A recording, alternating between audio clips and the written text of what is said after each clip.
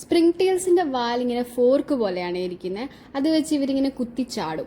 കുത്തുമെന്ന് എനിക്കറിയില്ല, പക്ഷെ ചാടും. അപ്പം ഞാനിങ്ങനെ ലൈറ്റ് കാണുന്ന സ്ഥലത്തോട്ട് വെക്കുമ്പോഴത്തേക്കും ഇവർ പൊക്കത്തോട്ട് ചാടാറുണ്ട്. ഇവർ പറക്കുന്നതല്ല. അപ്പം ഞാൻ ആദ്യം വിചാരിച്ചു ഇവർ പറക്കുന്നതായിരിക്കും, പക്ഷെ പിന്നെ എനിക്ക് മനസ്സിലായി ഇവർ ചാടുന്നതാണ്. അങ്ങനെ ഞാനിത് മനസ്സിലാക്കി വന്നതിൽ നിന്ന് എനിക്ക് കുറേ സ്പ്രിംഗ് ടീൽസിനെ നഷ്ടമായിട്ടുണ്ട്.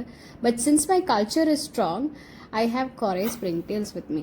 ഇങ്ങനെയാണ് ഞാൻ കൾച്ചർ ചെയ്യാറ്. 24 hours സോക്ക് ചെയ്ത് വെച്ച ചാർക്കോൾ ഒരു ട്രാൻസ്പെറൻസി കുറവുള്ള ബോക്സിൽ ഇട്ടിട്ട് അതിൽ കൾച്ചറിൽ നിന്ന് കുറച്ച് സ്പ്രിംഗ് ടീൽസിനെ ഇടും. അവർക്ക് ഫുഡ് ഉണ്ടാകാൻ വേണ്ടിയിട്ട് അരിയോ ഈസ്റ്റോ ക്യാരറ്റോ അങ്ങനെ എന്തെങ്കിലും ഇടും. പിന്നെ വെള്ളം സ്പ്രേ ചെയ്യും, ലിഡ് ക്ലോസ് ചെയ്യും. ലിഡിൽ കുറച്ച് ഹോൾസും കൂടെ ഇടുവേ. പിന്നെ ഒരു ഡാർക്ക് കൂൾ സ്ഥലത്ത് സ്റ്റോർ ചെയ്തിട്ട് ഒരു 1 week ഒക്കെ കഴിഞ്ഞ് നോക്കിയാൽ കുറേ ഉണ്ടായിട്ടുണ്ടായിരിക്കും. ടൂ മച്ച് ഇൻഫർമേഷൻ ആയില്ലെങ്കിൽ ഞാൻ ഒരു കാര്യം കൂടെ പറയട്ടെ. ഈ ഉറുമ്പ് വരുന്ന സ്ഥലത്ത് നമ്മളുടെ കൾച്ചറിന്റെ ബോക്സ് വെക്കരുത്. ഇത് നമ്മളുടെ കൾച്ചർ ഫുള്ള് കഴിച്ചു തീർക്കും. അപ്പോൾ ഓക്കെ, ബൈ.